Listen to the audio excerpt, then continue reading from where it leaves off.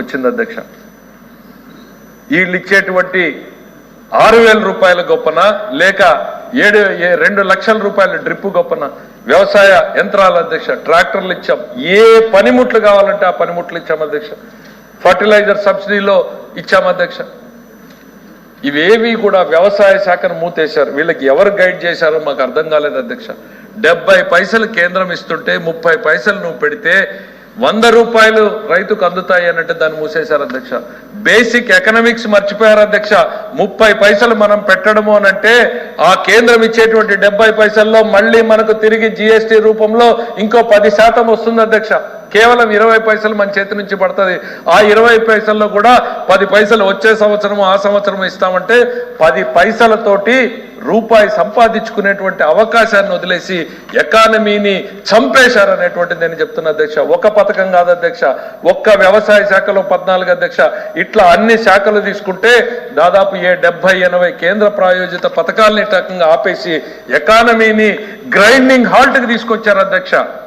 పరిగెత్తాల్సి పరుగులు పెట్టాల్సినటువంటి ఎకానమీ ఈరోజు రాష్ట్రం, నా ఆర్థిక శాఖ మంత్రిగా నేను చెప్పేది అధ్యక్ష, ఈరోజు రాష్ట్రంలో మా ముందున్న సవాళ్ళు రాష్ట్రంలో ఉన్న ఫైనాన్షియల్ క్రైసిస్ కాదు అధ్యక్ష, రాష్ట్రంలో ఉన్నటువంటి ఎకానమీ క్రైసిస్ పెద్దది అధ్యక్ష.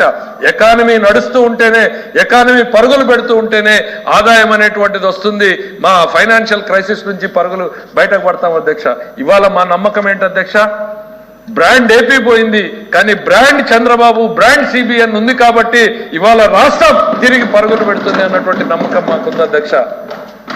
దాని వెనకాల ఇవాళ మా ఎన్డీఏ మిత్రులుగా ఉన్నటువంటి పవన్ కళ్యాణ్ గారు మాకు అందిస్తున్నటువంటి సపోర్ట్ కావచ్చు, కేంద్రంలో ఉన్నటువంటి నరేంద్ర మోడీ గారి ప్రభుత్వం మాకు అందిస్తున్నటువంటి సపోర్ట్ కావచ్చు, నిన్నటికి నిన్న కేంద్ర బడ్జెట్ లో వాళ్ళు చూపించినటువంటి ప్రేమ అభిమానం కావచ్చు, అమరావతికి 15,000 కోట్లు ఇవ్వడం కావచ్చు, పోలవరాన్ని పూర్తి చేస్తామని చెప్పడం కావచ్చు, మరీ ముఖ్యంగా వెనుకబడినటువంటి జిల్లాలకు మా మిత్రులు ప్రకాశం జిల్లాతో కలిపి మా వెనుకబడిన జిల్లాలన్నింటికీ కూడా బాసటగా నిలుస్తామని కేంద్రం చెప్పినటువంటి, మేము అడిగినటువంటివి అడిగినట్లుగానే కేంద్రం ఆమోదించడము అనంటే ఈ రాష్ట్రానికి మళ్ళీ ఒక వైభవం రాబోతుంది అన్నటువంటి ఒక్క నమ్మకం మాత్రమే మిగిలింది అధ్యక్ష.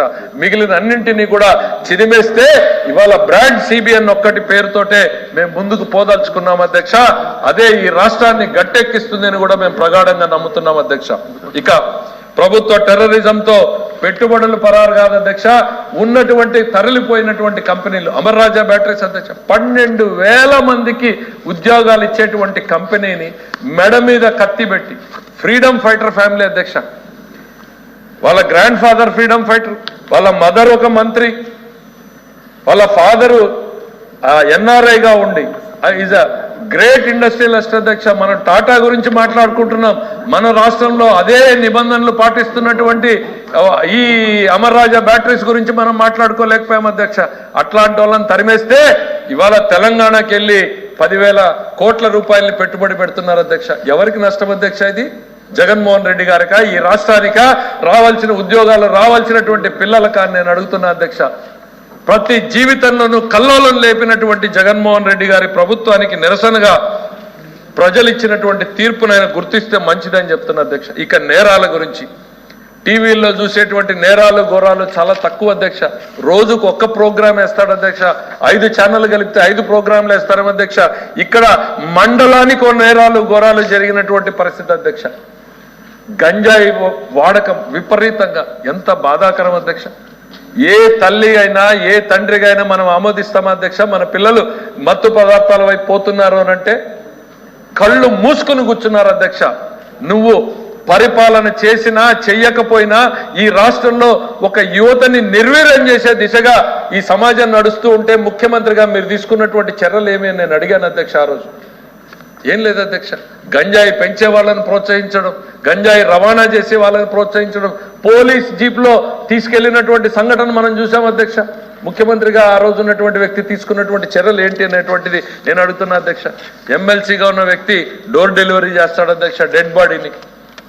డాక్టర్ సుధాకర్ అనేటువంటి వ్యక్తి మాస్క్ అడిగాడు అధ్యక్ష. కోవిడ్ లో మాస్క్ అడిగిన ప్రాణానికి ఆయన పట్ల ఈ ప్రభుత్వం అవలంబించినటువంటి విధానాన్ని ఏ రకమైన టీవీలో చూసాం అధ్యక్ష. చేతులు వెనక్కు కట్టి నడి రోడ్డు మీద పోలీసులు ఈడ్చుకెళ్తుంటే ఈ సమాజం మొత్తం కూడా రోధించింది అధ్యక్ష. అట్లాంటి సంఘటనలన్నీ కూడా ప్రజల మనసుల్లో గుర్తున్నాయి కాబట్టి ఈ ఎన్నికల్లో అటువంటి తీర్పు ఇచ్చారు అనేటువంటిది గుర్తు చేస్తున్నాం అధ్యక్ష.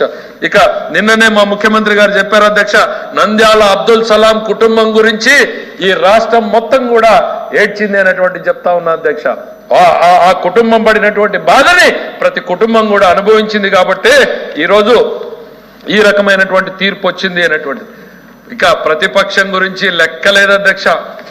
మా యువ నాయకుడిని లోకేష్ అడగాలనుకుంటున్నా అధ్యక్ష, ఎన్ని కేసులు ఆయన మీద ఉన్నాయో కనీసం ఇప్పటికన్నా